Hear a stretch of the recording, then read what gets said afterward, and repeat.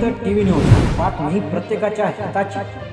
कोल्हापुरात पोलीस वर्तुळात खळबळ उडवणारी घटना समोर आली आहे। बनावट नोटांची छपाई करणाऱ्या टोळीचा मास्टरमाइंड म्हणून कोल्हापूर पोलीस दलातील हवालदाराला बडतर्फ करण्यात आले आहे। पोलीस मोटार परिवहन विभागात चालक म्हणून कार्यरत असलेला हवालदार इब्रार आदम इनामदार वय 44 राहणार आंबेगली कसबा बावडा हा या बनावट नोटा रॅकेटचा सूत्रधार असल्याचे तपासात निष्पन्न झाले आहे। रुईकर कॉलनी सारख्या उच्चभ्रू परिसरातील एका कार्यालयात 200 आणि 500 रुपयांच्या बनावट नोटांची छपाई सुरू असल्याची माहिती पोलिसांना मिळाली। माहिती मिळाल्यानंतर मिरज पोलीस ठाण्याच्या पथकाने छापा टाकला। या कारवाईत पोलीस हवालदार इनामदारसह 5 जणांना अटक करण्यात आली।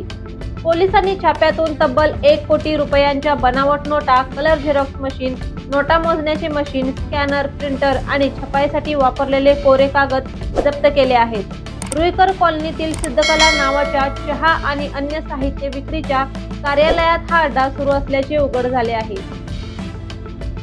या धक्कादायक घटनेनंतर पोलीस अधीक्षक योगेश कुमार गुप्ता यांनी तत्काळ कारवाई करत इनामदारला विना चौकशी पोलीस दलातून बडतर्फ केले आहे।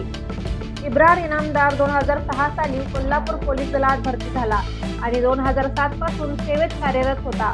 मात्र त्याची कारकीर्द सुरुवातीपासूनच वादग्रस्त राहिली आहे।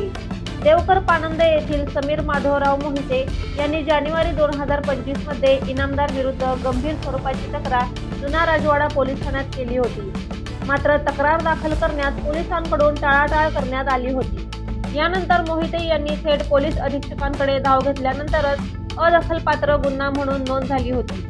इनामदारने खाकी वर्दीचा गैरवापर करूनही काही सहकाऱ्यांकडून त्याला पाठबळ मिळत असल्याची चर्चा सध्या कोल्हापूर आणि सांगली परिसरात जोरात सुरू आहे। या संपूर्ण प्रकरणामुळे कोल्हापूर पोलीस दलात मोठी खळबळ माजली असून खाकीतीलच बनावटखोर या प्रकारावर नागरिकांतून तीव्र संताप व्यक्त केला जात आहे। अशाच बातम्यांसाठी पाहत रहा जनहित टीव्ही न्यूज। जनहित टीव्ही न्यूज, बातमी प्रत्येकाच्या हिताची।